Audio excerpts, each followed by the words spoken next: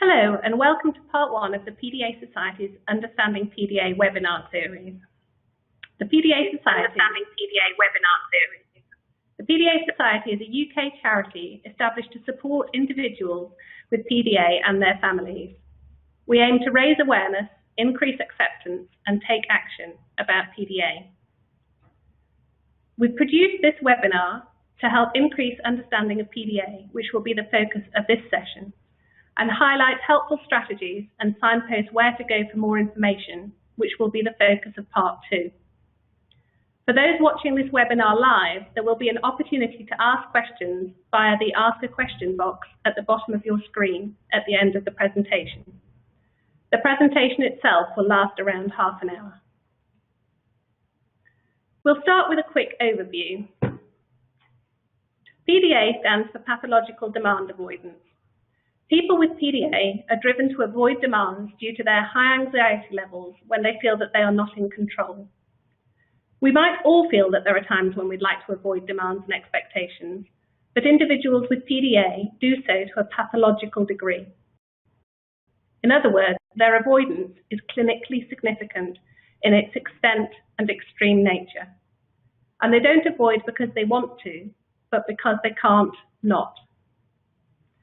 PDA is increasingly recognized as being part of the autism spectrum. It's a diagnostic profile or subtype within autism. As we'll see, this distinction is very important as it has very significant implications for the way people with PDA are best supported.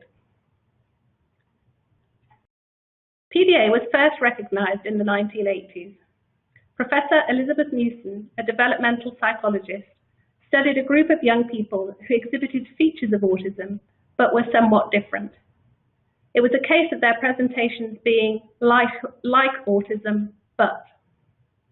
The fact that there were so many young people with similar profiles to each other, but different to a more classical autism presentation and different to an Asperger's presentation, led her to describe PDA as a developmental disorder distinct from autism. Now, due to changing terminology, as we've said, PDA is viewed as part of the autism spectrum. This timeline shows the key dates in the development of our understanding of PDA. Elizabeth Newson's early work was in the 1980s. The first peer-reviewed paper was published in 2003, but it has only been in the last few years where momentum has increased, with more specific research starting in 2010, and PDA being recognized as part of the autism spectrum by the National Autistic Society in 2015. So, whilst great strides have been made in terms of raising awareness, deeper understanding of PDA and research is still in its infancy. Compare this, for instance, to the fact that Asperger's was first identified in the 1940s, and the first book on Asperger's was written in the early 90s.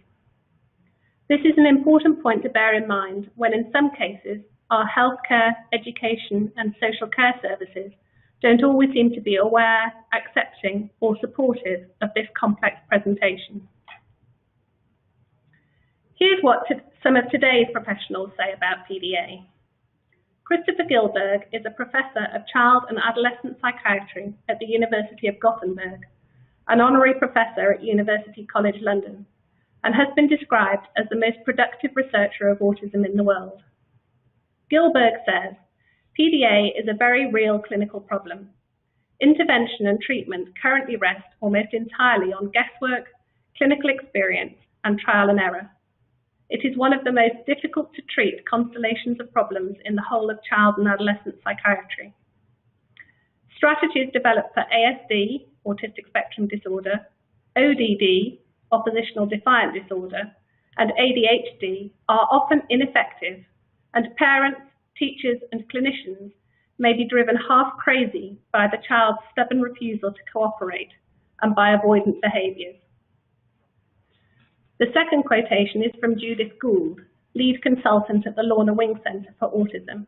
Judith says, diagnostically, the PDA subgroup is recognisable and has implications for management and support. There are many peer-reviewed papers about PDA available on our website, with further studies due for publication shortly.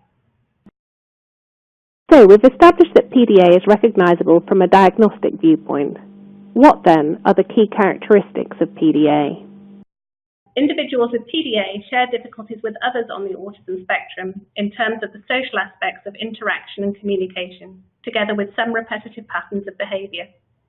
People with PDA often seem to have better social understanding and communication skills than others on the spectrum, which means some of their difficulties may be less obvious at first. Children and adults with PDA can also mask their difficulties, and their behaviour can vary between settings. For instance, a child may appear calm and compliant at school, but extremely anxious and volatile at home, or they may have greater difficulties at school where demands are higher. This can be confusing and can result in misunderstandings between parents and the professionals involved with the child. The main characteristics specific to PDA are: firstly, individuals with PDA continue to resist ordinary demands with a variety of strategies of avoidance, which may appear to be socially manipulative or social in nature. We'll look at what we mean by demand a little later, but the key point here is that these are the ordinary demands of daily life, like getting up, washing, joining a family activity, or other day-to-day things, and that the strategies most often used to avoid these demands are somewhat social and recognise that the person making the demand is expecting some form of response. For instance, this may include distracting, giving excuses, or procrastinating. People with other autism profiles may also avoid demands, but they may be more likely to simply refuse, withdraw, or ignore the demand, rather than use strategies that are social in nature. The second key characteristic is that people with PDA have a surface sociability, meaning that they may appear more socially able than you might expect, and may, for instance, have a more socially standard use of eye contact or conversational skills than others on the autism spectrum, but that this sociability may lack depth. For instance, people with PDA may lack a sense of social responsibility and may not confer any automatic respect based on someone's age or someone's position in the hierarchy. Many parents say that their child thinks of themselves as an adult, for instance, or sees no difference in their right to enforce rules and fight that of a head teacher. Thirdly, individuals with PDA show lability of mood, meaning that they may have excessive mood swings and may be very impulsive or unpredictable. This is something described as like a Jekyll and Hyde type scenario, or that they go from 0 to 100 miles an hour in 2 seconds. This extreme difficulty with emotional regulation can seem very dramatic and excessive to others, but it stems from anxiety, underpinned by the many difficulties associated with their ASD, and the anxiety-driven need to be in control. Meltdowns are in fact a form of extreme anxiety and are best understood as a panic attack. People with PDA usually exhibit controlling behaviours towards others as a means of trying to cope with their own anxiety. And they are very comfortable in role play and pretending, sometimes to an extreme extent, where the edges of reality and fantasy may become blurred. For instance, some children may become so involved in role play that they actually adopt a different persona for large periods of time and believe that they are that person. This can include the personas of animals as well as other people. Very often they will role play the personas of adults, such as their teachers or parents, and take on this authoritarian role with their peers, which can cause real difficulties with friendships. A child may use role play to avoid demands as a form of escaping a world that confuses them, or try to fit in by copying the behaviour that they see exhibited from those around them. Individuals with PDA often demonstrate obsessive behaviours, but this may take a different form than perhaps someone with an Asperger's profile. As with PDA, the obsession is often focused on other people. This fascination may be with fictional characters or with specific people they interact with. Often, when the obsessional behaviour is directed towards a person in real life, from either a love or a hate perspective, it can make relationships very tricky. This penultimate point, passive early history, language delay, and the possibility of some form of neurological involvement, includes points originally put forward by Elizabeth Newson, but that are now seen by experts in the field as less important. As more research is undertaken and our understanding of PDA increases, this list of key characteristics is likely to be further refined over time. Last but by no means least, it's important not to lose sight of the fact that individuals with PDA have many positive qualities. They are often very likable, sociable, and chatty. They can have real charm and charisma, be affectionate, determined, creative, and passionate, have a vivid imagination, and enjoy humour. These many strengths and qualities can also be channeled to capture their interest and help them. So, what causes PDA? Well, no one really knows for sure yet. The exact cause of autism is currently unknown. Elizabeth Newson suggested that PDA is likely to have a biological or a genetic link. PDA is relatively uncommon, but is seen equally often in females and males, whereas according to the National Autistic Society, with other autistic profiles, there is a greater prevalence in males, although ASD is known to be somewhat underdiagnosed in females. But what we can say for sure is what doesn't cause PDA. PDA is not caused by upbringing, not caused by social circumstances, not caused by parents, and most definitely not caused by the individual with the condition. These last 2 points are really important, as individuals with PDA and their families are exceptionally vulnerable to being misunderstood and misdiagnosed because it is such a complex and under-recognized condition. A series of case studies produced by the PDA Society and lots of anecdotal evidence underlines how often people with PDA are undiagnosed or misdiagnosed, leading to either no support or incorrectly targeted interventions, which are not only ineffective, but actually counterproductive. These case studies also show how often parenting can be blamed due to lack of understanding. Just as we don't know what causes PDA yet, there is also no cure for PDA. Like all autistic spectrum disorders, PDA is a pervasive development disorder. Looking at what this means in more detail, pervasive means that the impact can be seen in all of a person's development. In other words, the challenges and benefits of PDA are present in all areas of a person's life and in their cognitive, physical, emotional, and behavioural development. Developmental means that the disorder is present at birth and becomes more apparent as a child gets older. And disorder means that the difficulties are more than just a delay. In other words, PDA is a lifelong condition. Autism is also dimensional, hence the word spectrum. It affects individuals in different ways and to different degrees at different times, so every individual is different. The inner ring here shows various subtypes or profiles within the autism spectrum which can and do overlap.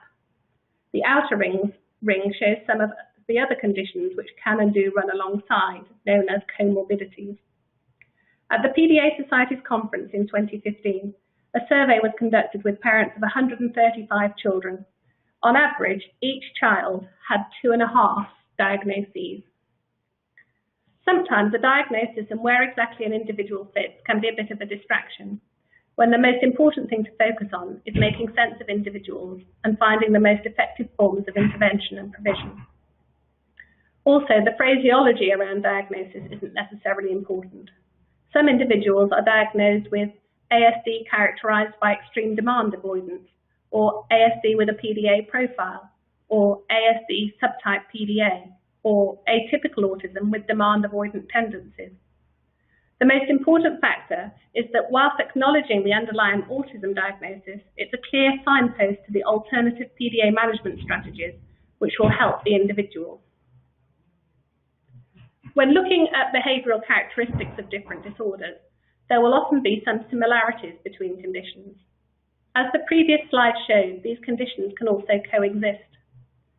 Two conditions that can sometimes be confused with PDA are ODD, oppositional defiant disorder, and attachment disorder. So it may be helpful to look at these in more detail. ODD is described as persistent, negative, hostile, and defiant behaviour towards authority. Whilst this can seem similar to some PDA behaviours, the root cause is different. With PDA, the avoidance and need to control is rooted in anxiety and is underpinned by real difficulties in social understanding and communication because it is an autism spectrum disorder. ODD is not an ASD. Another difference lies in the range of avoidance strategies that individuals with PDA display. As mentioned earlier, these are often social in nature and may include distraction, excuses, or procrastination, which are not usually seen in ODD. And while positive parenting courses may help with ODD, this is less often the case with PDA, where successful strategies tend to be less conventional and are based on flexibility, negotiation, and collaboration, as we shall discuss in part 2 of our webinar. Attachment disorder describes a group of children who show inhibited, emotionally withdrawn behaviour and a persistent social and emotional disturbance. However, the criteria for diagnosis for attachment disorder also includes patterns of insufficient care in the child's early life.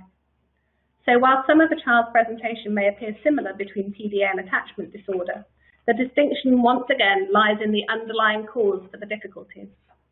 PDA behaviours are as a result of an ASD causing high anxiety, whereas attachment disorders are as a result of a pattern of insufficient care. The key point to remember about PDA is, in the words of Elizabeth Newson, that there is a real coping problem here, which has to be recognised. The problem is an incapacity rather than naughtiness. In other words, it's a genuine disability. One mum described it as being like her child can't help won't. To continue, the child literally does not know by nature how to behave. We take this to mean that a child may not intuitively understand the social conventions and the unwritten rules of social behaviour, i.e. it's an incapacity rather than not knowing right from wrong or deliberately choosing to misbehave, and is deeply confused. Being told cannot solve the problem, and nor can sanctions. Building on this plea from Elizabeth Newson to understand the lack of capacity, let's just broaden things out for a minute and look at the difficulties most people with autism can have with trust. Dr. Barry Prisant is amongst the world's leading authorities on autism. In his book, Uniquely Human, he reflects on how the most successful approaches to autism don't aim at fixing a person by eliminating symptoms, but rather seeking to understand the individual's experience and what underlies the behaviour. To do this, he argues, the single most important thing any caregiver can do is to understand the difficulties the individual with autism can face with trust. Trust of their own body and mind, trust of the world around them, and most critically, trust of other people. He argues that lack of trust increases the amount of fear you have, and that one very logical self-preservation strategy, when afraid, is to try and take control. Therefore, his advice is to focus on the root cause of the controlling behaviour, by helping the individual to grow in their ability to trust. This presents a challenge for us. How often do we seek to deal with behaviour in the here and now, versus addressing things for the longer term and ultimately more productive goal of helping our child to better understand themselves, others, and the world around them, and in learning to trust? In Barry Prisant's words, the opposite of anxiety isn't calm, it's trust. And the latest research from Newcastle University found that intolerance of uncertainty and anxiety were both associated with PDA behaviour in children, and that intolerance of uncertainty was even more strongly associated with PDA than anxiety. Furthermore, the pattern of findings suggested that children engage in different types of behaviour in a hierarchical manner, beginning with behaviours that aim to achieve control in the first instance as a response to feeling uncertain, followed by withdrawal into fantasy, for example, adopting the persona of others, if attempts to control are unsuccessful, and finally, as a last resort, more extreme behaviours, such as an emotional outburst or aggression, otherwise known as meltdowns. Thus, PDA behaviours might represent a hierarchy of responses to increasing anxiety in the face of uncertainty, and failed attempts on the child's part to increase certainty. If intolerance of uncertainty and anxiety can help us to understand why people with PDA display the behaviours they do, then developing interventions that help them to cope better with these aspects will be useful starting points. All this is well and good, but let's for a moment put ourselves in the shoes of someone who has these difficulties. Here are some verbatim quotes from children and adults living with PDA. It makes me feel afraid when people look at me, but I don't know why. It makes me feel sad when I get so angry I hit people. My insides feel tight and I can't hear properly. After, I don't remember what I've done. For me, it's like being in a poorly designed, constantly malfunctioning robot. At several points throughout my life, I spiraled into dark depression amid self-blame and self-hatred. Although I am acting angry, what I am feeling is terror. To recap, Phil Christie, a consultant child psychologist who worked closely with Elizabeth Newson and is one of today's leading clinical authorities on PDA, explains that PDA is best understood as an anxiety-driven need to be in control and avoid other people's demands and expectations. The National Autistic Society explains that PDA is a profile or subtype that is part of the autism spectrum, and that whilst it's relatively uncommon, it's important to recognize and understand as a distinct diagnostic profile, as it has implications for the way a person is best supported. Now that we have a clear understanding of PDA, it may be helpful to look at what exactly we mean by demands. Let's first look at direct demands. These are many and cumulative. Think how many there might be for a child on a typical school morning. Wake up, get up, wash your face, put your clothes on, brush your hair, eat your breakfast, take your tablets, go to the toilet, get your bag, repack your bag, get your coat. What do you mean you don't know where your coat is? Get your lunchbox. Then put your shoes on. Quick, get your coat. Hurry up, or the bus will be here soon. Then, come on, the bus is here now.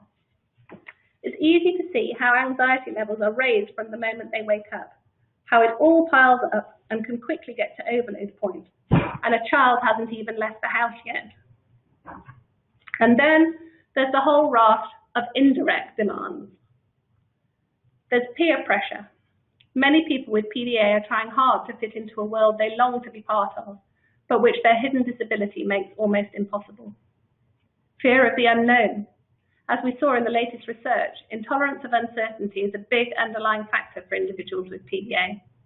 Sometimes this can also arise when things or questions are left too open-ended, which creates another form of demand. Praise.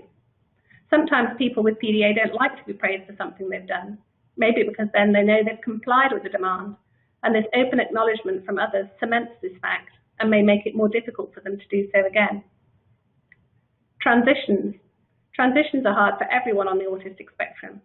With PDA, it is fear of uncertainty again, along with the onslaught of a whole new set of demands which come from whatever new situation follows the transition. Expectations can themselves be a demand, even if they are not made explicit, or even if they aren't actually real but only perceived. The expectations can also be, and often are, self-generated. I know I should really be doing something, but I just can't. This can be heightened if a person is also something of a perfectionist.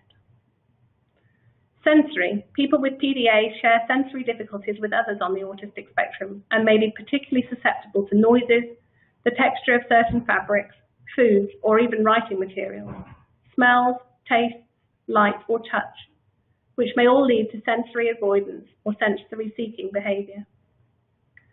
Special occasions, or just nice things that individuals may actually want to do, can also be times of intense demand, along with changes in normal routine. Birthdays, Christmas, trips out, and so on can all be real flashpoints in a PDA household. It's important to remember when thinking about demand that individuals with PDA may not perceive or express their difficulty in terms of anxiety.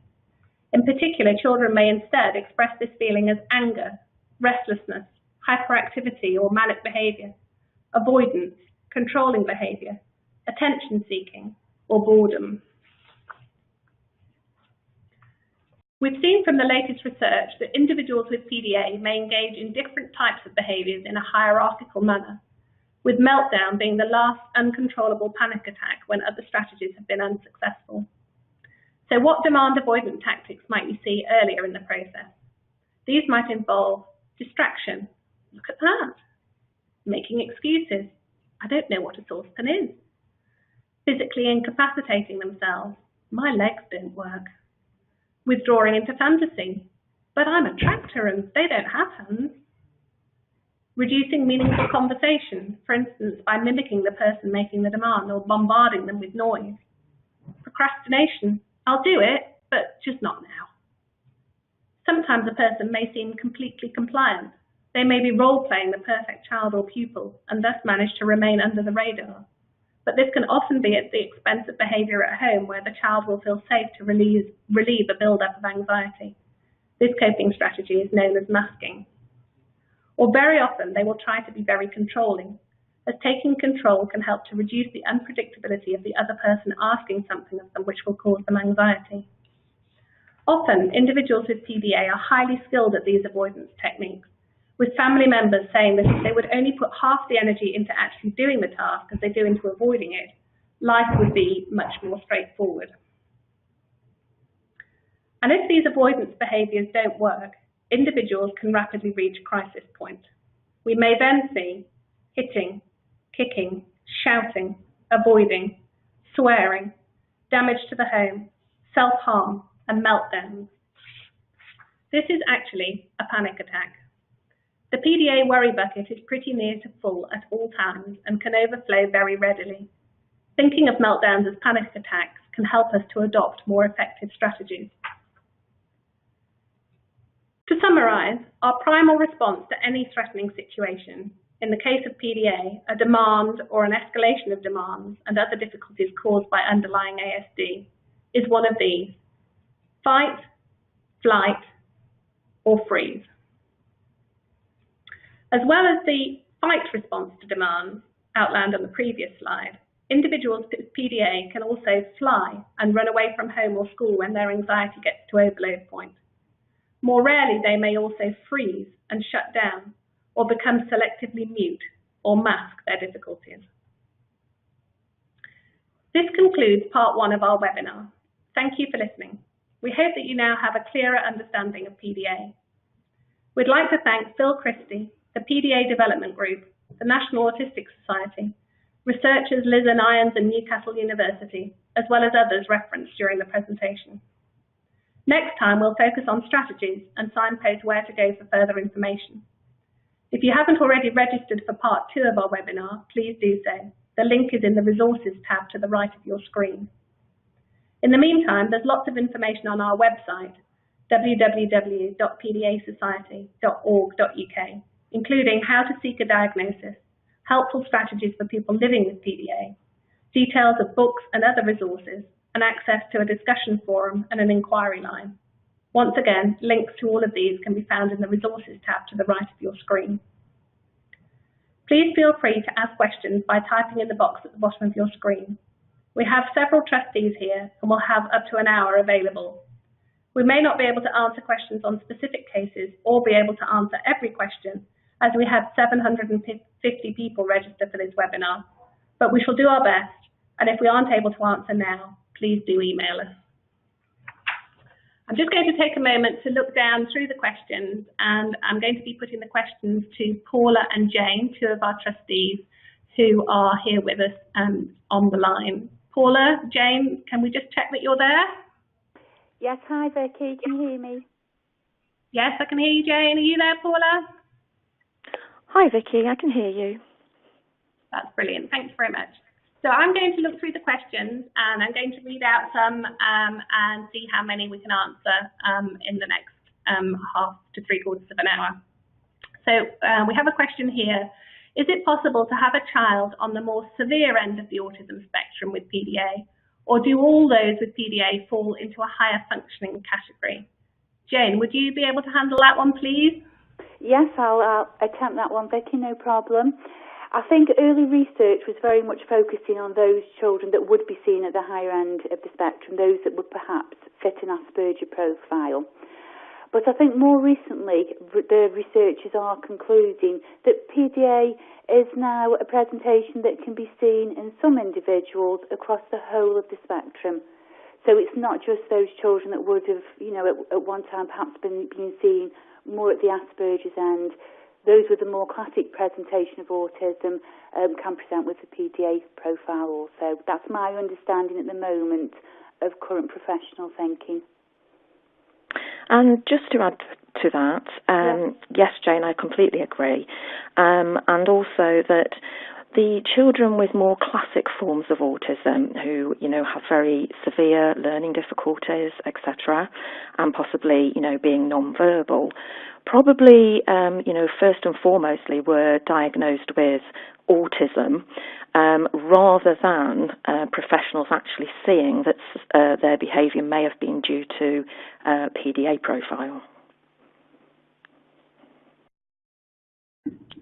Okay, thanks very much for that, Paula and Jane. We have another question. If a child already has an autism diagnosis, what is the next step if parents and professionals feel that a PDA diagnosis is more relevant, but also more useful to the young person? Paula, can we start with you on that one? Yes, certainly, and then I'll let Jane go into more detail. The PDA Society at the moment do actually try to encourage parents to go to their local NHS in terms of paediatricians or CAMS services to look to refine the diagnosis that the child was originally given if it was autism spectrum disorder. If obviously the NHS are unable to refine that diagnosis because their particular department feel that they don't recognise PDA, then obviously the parents need to be asking for an out-of-area referral to possibly a specialist diagnostic centre that can actually do an assessment for PDA. Yes, that's right. It's trying to get that out-of-area referral can be quite difficult. I know that some parents can be successful in this, but for other parents, the request for funding can come back to be turned down. In that instance, it's then a question of appealing that decision and perhaps going through the complaints process. Some parents, of course, can financially perhaps afford a private assessment, but for those that can't, it can be quite a long journey, and try not to get too disheartened of when you do receive a no, to not think that that's the end of the path and that there's usually another door that you can open or another route that you can take.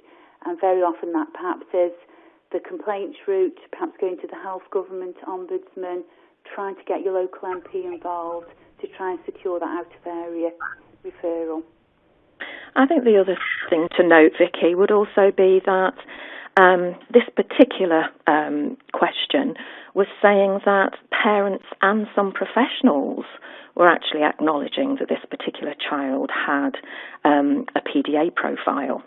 And maybe what needs to happen here is a multi-agency meeting with those professionals so that they can document this particular child's profile as in PDA, so that that can be presented to the medical professionals for diagnosis.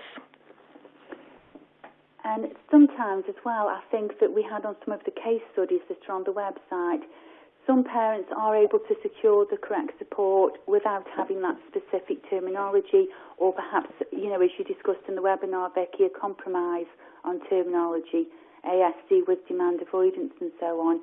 And the really important thing, especially for school and in the EHC plan, is to try and get the correct strategies in place. And sometimes, especially if schools are on board and local authorities, it can be possible to do that even if you haven't got that specific terminology in the diagnostic report.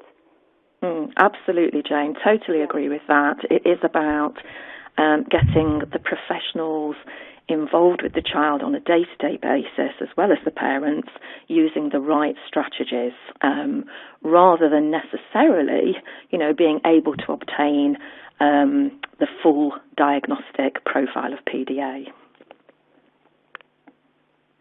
Great. Whilst we're on the topic of diagnosis, we've got another question here that says, what can I do if a 15-year-old who exhibits characteristics of PDA refuses assessment? So what can we do if it's a teenager who is showing many signs of PDA but refusing assessment? Oh gosh, that's a difficult one, isn't it? I think, and quite a personal one, you need to know the child, very well and be in that family situation to perhaps know how best to proceed. But what I would possibly do in that situation is just to use the strategies at home and to try and encourage other people involved with the child to use the strategies. And then hopefully those strategies will reduce anxiety, and you may be able to get to a phase of being able to have the child assessed when those anxieties have come down. They may be a little bit more resistant to, a little bit less resistant to being assessed. They might be a little bit more comfortable with the self-awareness that they may have this condition. And so it's about putting those strategies in place, I think, trying to lower the anxiety and then perhaps revisiting an assessment at a later date, or getting in touch with some of the professionals that do these assessments and perhaps asking them for advice of how they go on with individuals that are resistant to being assessed. They probably have some strategies that they can employ. It's not very often that medical professionals will actually come to the young person's home to conduct an assessment, but I have known educational psychologists come to the home, and I have known some private medical professionals come to the home of the family to actually assess the child, usually unbeknown to the child. So we hope that the parent might be able to follow up on some of these situations. Great, thank you very much, both of you, for that. We've had quite a few questions about masking. I hope that we've covered that a little bit during the presentation. We've also had quite a lot of questions in relation to strategies. Just to say, that's going to be the focus of our next webinar in a week's time, when we will go through that in lots of detail. So as we said before, if you haven't already registered for part 2, please do so.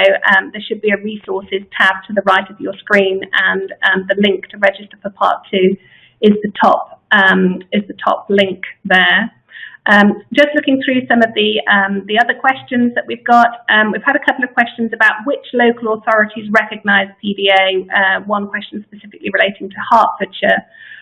Jane, could you maybe take that a little bit in terms of, with the PDA Society doesn't keep a list of local authorities or clinicians that recognise PDA, and there's good reasons for that. Please could you expand on that a little bit? Yes, certainly. I mean, at the moment, as many parents will already know, assessment and diagnosis, understanding and recognition of PDA is very much a postcode lottery. The reason why the PDA Society don't currently keep a list from local authorities is because the policies that they work to can change over time, and also it can be very dependent on the clinicians that are involved in any services at any given time, and so it doesn't stay consistent. It's very, very variable. So an area may be diagnosing PDA at one point in time, but if that clinician leaves and is replaced by one that may be less aware or a little bit more sceptical, then that area can then not be offering that service. And so that's why we don't keep lists, because it is very variable and changeable. Don't know if you have anything to add to that, Paula. No, actually, you've summed it up really well. Thank you, Jane. Okay, another diagnosis-related question. I have 3 children already diagnosed with ASD. My 12-year-old has not been diagnosed, though our GP did try to get funding from our CCG for a PDA assessment at the Elizabeth Newson Centre. This was unsuccessful. Our CCG was millions in deficit. I am quite sure he has PDA, but I have been told that locally no one is able to assess for PDA on the NHS. He also now mainly masks at school, though has a history of school refusal, and has an exit card for when he becomes overwhelmed. Any ideas what we can do next to try and have him assessed? He suffers terribly with anxiety and has lengthy outbursts regularly. Paula, would you start with that one, please? Yeah, sure.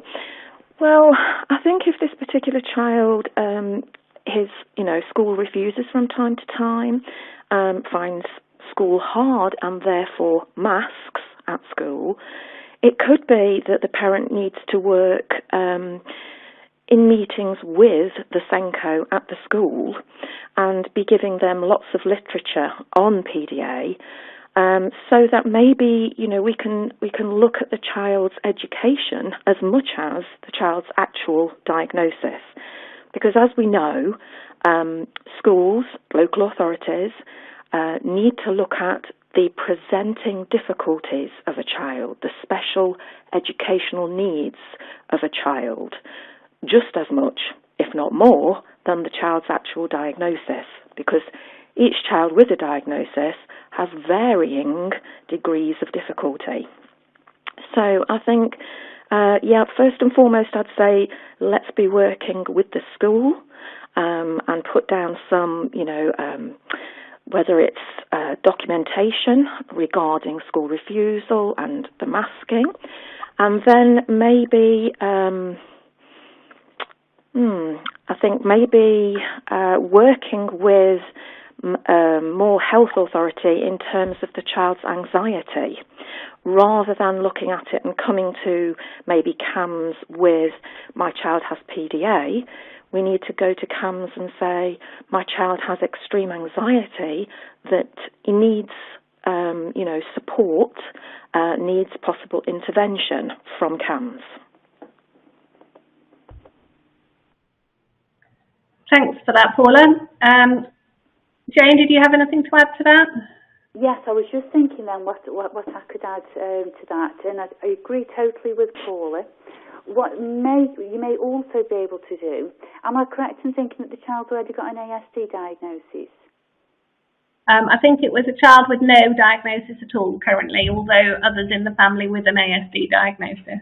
Okay, if there's no diagnosis at all, you could try and go down the route of an ASD diagnosis, so that, because that can be better than nothing, and it can open up some doors for support, and try and have that paper, even if they can't specifically diagnose PDA, that at least they are perhaps aware of the atypical presentation and can provide a diagnosis, hopefully of ASD, that highlights the child's areas of difficulty and strength, which would reflect extreme anxiety and demand avoidance, even though it may not specifically say PDA. With the school, again, if the school are on board and even without a diagnosis are willing to read the literature and to try those strategies, it can be possible to get that support in place, even without the diagnosis. And the schools sometimes may commission the services of independent experts to come out and assist with particular children. And I know that Ruth Fiddler offers this service, and so does Autism Associates, where an expert can come in and see a child, and they will look at children with all types of complex ASD presentations. So even without that specific diagnosis, they'll probably be able to fine-tune the support that the child needs that will be along the lines of the PDA strategies. Thank you for that, Jane. We've got a question about signs of anxiety that may not we may not automatically think of those as being signs of anxiety. And just to recap, request a recap on some of the things that we covered on one of the slides. So just to quickly, I'll cover that quickly because I've got the notes in front of me. So what demand avoidant tactics might we see, and therefore what signs of anxiety might we see earlier in the process before we get to the stage of a more dramatic meltdown? So we talked about those maybe including distraction, making excuses, physically saying that their body isn't able to work, withdrawing into their fantasy world, so maybe saying, well, I'm a fox, so I'm afraid I really can't go do my homework, reducing meaningful conversations, putting it off, procrastination, and often trying to be very controlling, taking control of the situation, trying to engage in tactics such as those. Paula, Jane, anything to add to how anxiety may display itself? I think that's sorry, Paula, go on. Okay, I'll go briefly, Jane, and then you can go. I was also going to say, a lot of those are for the children that display their PDA behaviours within school. Also to look at the children that are trying to mask their difficulties at school. Now, their anxiety can show in several ways. Yes, they can become very compliant, i.e. you might see a child sitting in the classroom actually looking like they're doing some work with their head down, motionless.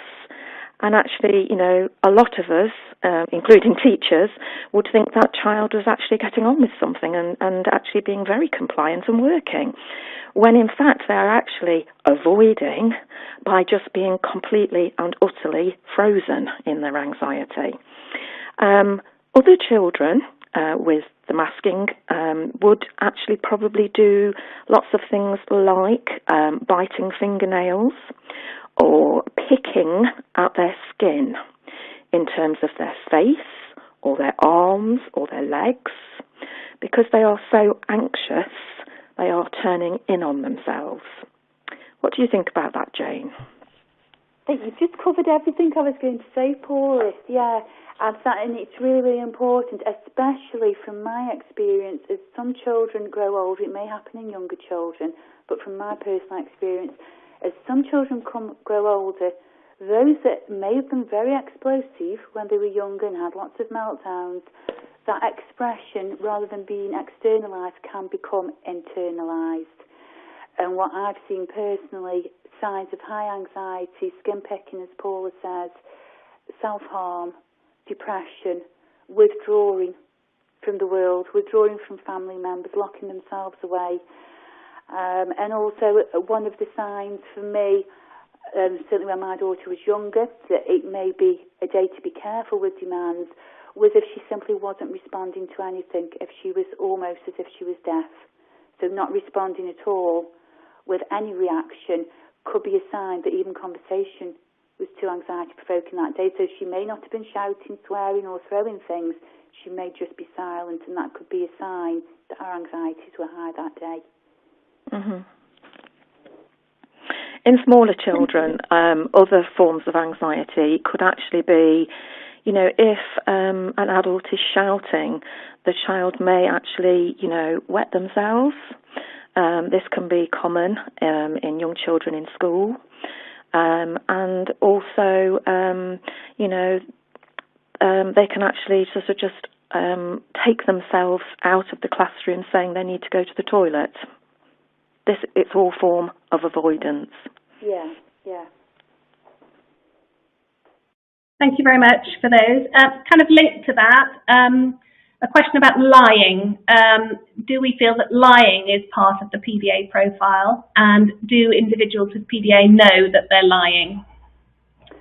Paula, would you start with that one? Well, I shall try. Yeah, I see it. It's quite difficult for me, actually, personally, with my own son. But, I think what they're trying to do sometimes is actually, it's a form of avoidance. It's also a form of not taking the blame and therefore not being at fault. So they're trying to put the blame onto someone else for something they've done, because these children do have an acute fear of failure. So they will lie to cover up something that they've done by mistake, or something they've broken, for instance. The other area in which some children do appear as though they are lying is when they have gone into their fantasy world. And they can say all sorts of things that are to do with their fantasy that obviously are totally untrue in the real world. And obviously, so some parents and some adults, they may appear to be lying. But actually, it's just that they're in their fantasy world. And in their fantasy world, they have created themselves. Everything is right in their minds. Yes, and if I can just add to that as well, something, that my daughter had mentioned to me, and again, this was a big problem for us in years gone by, and I think it is one of the features that, quite a few children with PDA do present with, the line and the going off into fantasy and so on. For my daughter, it would be also low self-esteem. She would feel that she would need to lie to make herself interesting to other people. And also, lying can be a form of control over a conversation, because you're then steering it in the way that you want it to be. And another more light-hearted, I suppose, aspect of that would be lying in order to cause drama or comedy and to see the reactions of other people. So, you know, she may run in and come out with a shocking comment, like the dog's just been run over. And although she knows that she's telling a lie there, she's lacking the social understanding really to see how that may be perceived by other people, but like a practical joke that's gone too far. But she's doing it really because she would find the shocked reactions of others entertaining and enjoyable. But as she's grown older and developed more self-awareness, this aspect has greatly reduced. So perhaps with some children this does reduce as they grow older. Thank you both. A couple of questions related to role-playing. How do I tell my 8-year-old who role-plays all the time and has difficulty separating pretend from reality, and who does and says everything to please me, that this carry-on isn't real? He's so adorable and very funny, I don't want to hurt him, as he's a highly sensitive child diagnosed with ASD. So how do we kind of go along with role-play when it's helpful, but remind them that it's perhaps not real life too? Oh, that's I think we're both feeling the same at that question, to be honest. Yes, it's a difficult question to answer, but it actually evokes quite a lot of emotion within me, because at the age of 8, our son spent about 90% of his 90% of his day, in his fantasy. So I think the way that I tried to handle it was not to discourage it within the home, to try to join in, because it was a way that we could be together, play together, and sometimes even learn together through the fantasy, depending on what it was. But also that eventually, when serious things had to be done or said, in that 10% of his day, I had to draw a line, and it was quite hard, to get him to stop the fantasy and come into our reality. And I'm actually going to say at that age, it was pretty difficult. I would say as time went on, they do spend more time in reality rather than fantasy. And I would say that we are probably, in the teenage years, we were probably down to 50-50. And now that he's a young adult, I would say that we're down to possibly only 20% of his day is spent in fantasy. But I used the fantasy to be able to get him to do things, such as, just a quick example, coming to the table to eat his dinner. So he was a fox at this point, and foxes don't eat the dinner table, they eat on the floor. So me and my son would eat in the kitchen, and we would eat with knives and forks, but would eat out of a bowl on the kitchen floor. Now that sounds incredible, but from that I was able to teach him some manners within eating on the floor from bowls. That sounds incredible, but that's the way we have to be with our children sometimes in their fantasy world. Yeah, and if I can just add to that, what I noticed with my daughter was the fantasy world, and probably a slightly different quality to it than some other children. It wasn't so much that she lived in a fantasy world, it was that everybody had to interact with each other in a role-play scenario that she had constructed. So whether we were baking cakes, going out somewhere for the day, which was very rare for a lot of the time, playing on the PlayStation, doing arts and crafts, it would all be turned into a role-play scenario. And very often, of course, if we were baking cakes, we were working in a bakery, and she was the boss and I was the sous chef, so that she could remain in control. And that's how a lot of the role-play scenarios went. And this really got to the stage where every bit of interaction with my daughter was in some type of role-play or another. And it seemed to be during the period of her development when her anxieties were highest.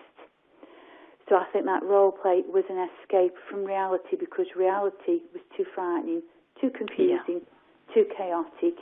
It was complete escapism. We very much went along with it, but simultaneously at the same time, you're trying to, in very small, measured doses, bring them out of it for very, very short periods. But we found that with the application of PDA strategies, trying to reduce social exposure so that she wasn't always so fearful and didn't feel that everything was so chaotic, that fantasy world and role play began to gradually subside as a natural consequence, if you like, as a natural reward to having all of those correct strategies in place. As her anxieties came down, the need to escape into fantasy role play and control within that role play also reduced. Mm. Just one thing as well, Vicky. I think for any teaching assistant, learning support assistant who may be listening, the child's role play can be used, role play in fantasy world, can be used for many different ways to actually be able to teach the child many things whilst being in role play. They can still learn within their role play situation. Yeah, and that's a great point. It helps to reduce the demands as well, doesn't it, when you're using that role play? We used to find it really helpful for transitions. If we were leaving somewhere, we would be in an episode of Doctor Who, and I'd be the Dalek and my daughter would be somebody else, and we turned just leaving the venue into a whole role play scenario, and it sort of reduced down the demand or the fear that was being felt by this transition. It sort of acted as a distraction as well.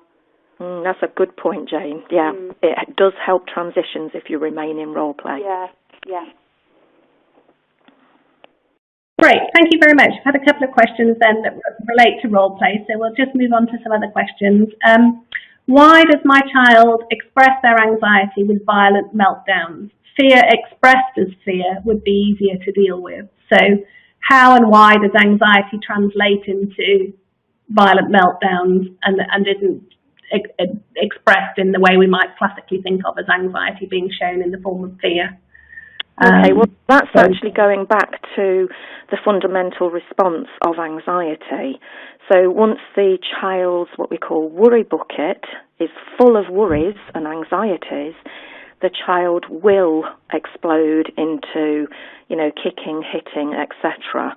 And what we're seeing looks like anger, but actually the child is actually in a state of panic, and that child is feeling terrified.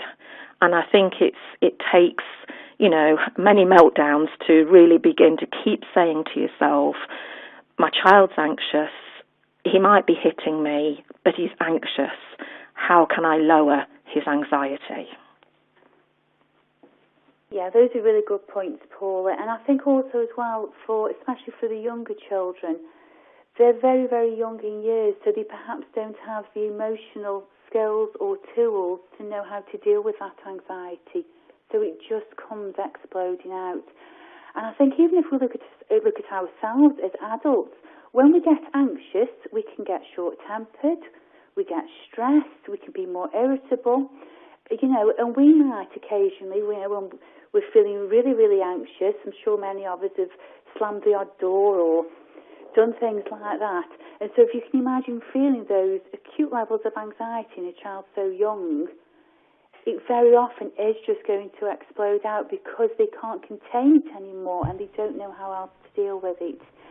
And I think for a lot of children, as they grow older, for a lot of the children, developing self-awareness and developing skills means that we can see a reduction in the violent meltdowns. But as we've already discussed, that doesn't mean the anxiety has necessarily been lowered. It just gets used in a different form, which can be the self-harm, the withdrawal, and the depression and so on. I think the other thing to say is that children with autistic spectrum disorders, and especially PDA, are actually lacking a particular skill, and that's the skill of emotional regulation. And, it is the task of the parent and all those involved with the child to help the child regulate their emotions. That's not an easy task, but there are some resources out there for parents to help their children, by using books like The Panicosaurus and My Big Worry book and things like that. The job of the parent and those professionals to help the child to emotionally develop their emotional regulation. And also, Paul, if I can just add to that, it's sort of modelling behaviour yourself as well, isn't it? Oh, yeah. Because if we tell our children not to have meltdowns or don't do that, it's wrong and you shouldn't hit, and what have you, whilst it's important for these lessons to be learned, it can cause the opposite effect, that because they've been told not to do it, they'll be more compelled to do it.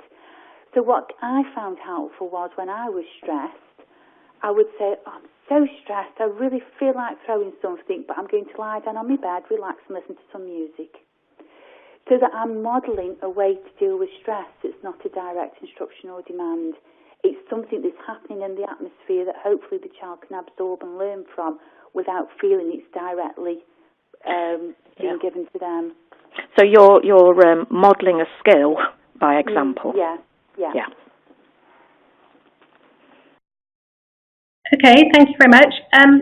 We've got a question here about adults with PDA. Of course, as we've discussed, PDA is a lifelong condition and much of the focus is on children with PDA. But in relation to adults, what services, if any, are the PDA Society aware of, help and support for adults with PDA? Paula, would you like to start with that one? Yes, fine, Vicky. It is still a very difficult area for services to provide for adults with PDA.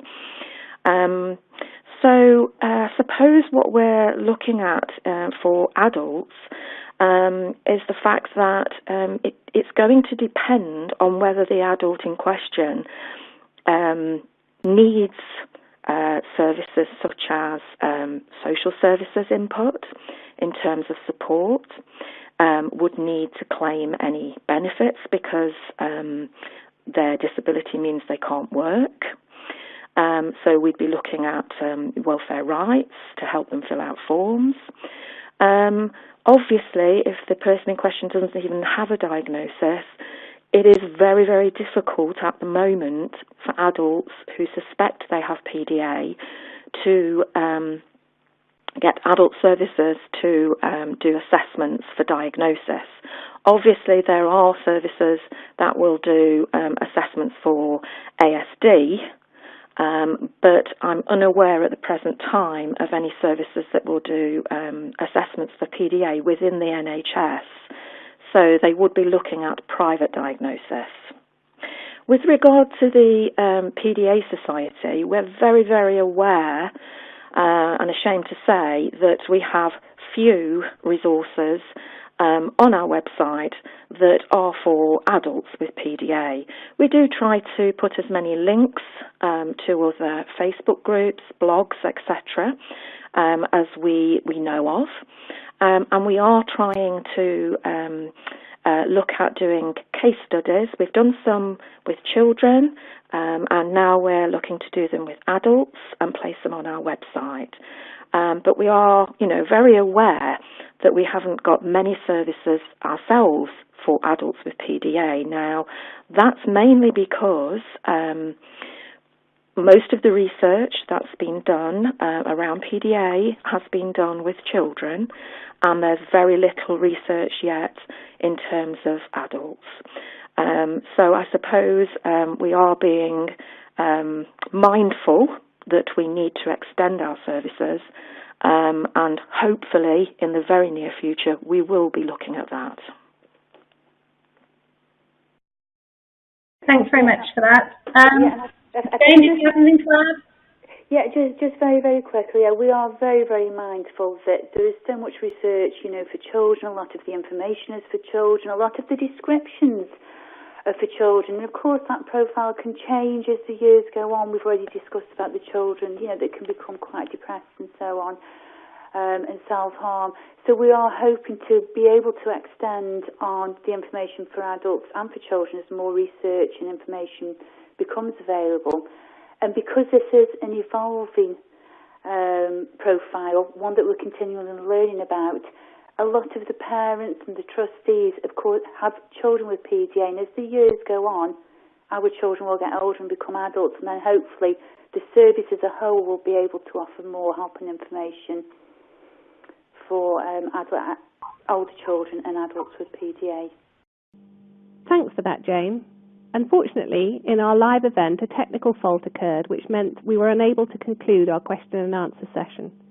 We'll pick up on the many other questions that were asked either in our next webinar or in a Q&A document that we'll circulate. If you would like any confidential support at any time, please do email us at info@pdasociety.org.uk. If you haven't already done so, please register for Part 2 of our Understanding PDA webinar in the Resources tab to your right. Thank you for listening.